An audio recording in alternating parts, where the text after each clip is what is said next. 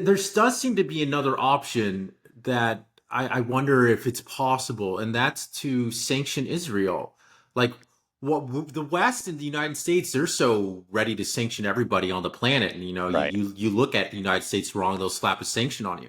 Right. But why Well, can't the world do recently I that think I was, to Israel? yeah. Let me just mention that recently the Washington Post came out with a story about the number of countries that are sanctioned by the U.S. around the world. Apparently, a third of all countries in the world have been sanctioned by the U.S. Yeah. So anyway, Right. So like, look, if we don't want to start blowing up cities, or across the Middle East, or want Iran to just, level Tel Aviv, then couldn't a possibility be is like, okay, we cut off all oil. I mean, Israel relies heavily on all of these imports. It's a small country. right. It doesn't produce a lot of stuff itself.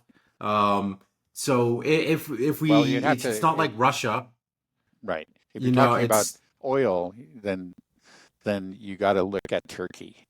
And a lot of people are wondering why Turkey hasn't cut off the oil. Again, Erdogan's made a lot of noises. He even declared that he was going to stop trading with Israel, but nothing changed. It was just verbiage. It was just a lot of hot air. And he hasn't even said anything about the oil. I don't think that he's going to do it. There's a pipeline that why runs through. not? Yeah. Well, obviously there's a price to pay, an economic price to pay on the part of Turkey, right? They get money from this. Of They get course, their but commission. is it enough to Yeah, he could prevent a war potentially, right? If he cuts that off. yeah. I don't think that's the way that guy thinks. Yeah, he could do it, and he could also explain to his people, look, we're going to suffer because of this. We're going to be all going to be a little bit poorer. But I think he would be widely supported within Turkey if he did it. But he isn't I doing mean, it. you can also sell that oil somewhere else on the market. Maybe you may not get as much money, but well, oil is Well, a the pretty pipelines only fungible go, yeah. good. Okay, Yeah, I well, understand the they pipeline, but yeah. surely they have other ways to move Yeah, it that's around, true. or I don't That's know. true. Well, that's right. Again, We saw what happened with Russia, all those pipelines, right? right. And then they just They've started diverted. shipping it all to selling it to Right, China and India.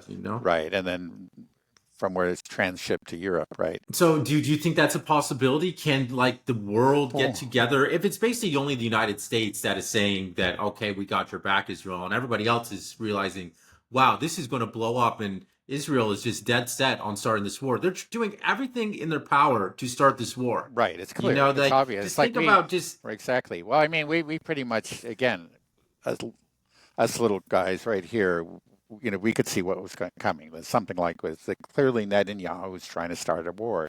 It doesn't take a genius to mhm, figure it out.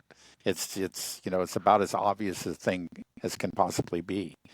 Um, right, yeah, and I think most of the world right. understands that. I think even the U.S. government understands that, but they can't say it that way.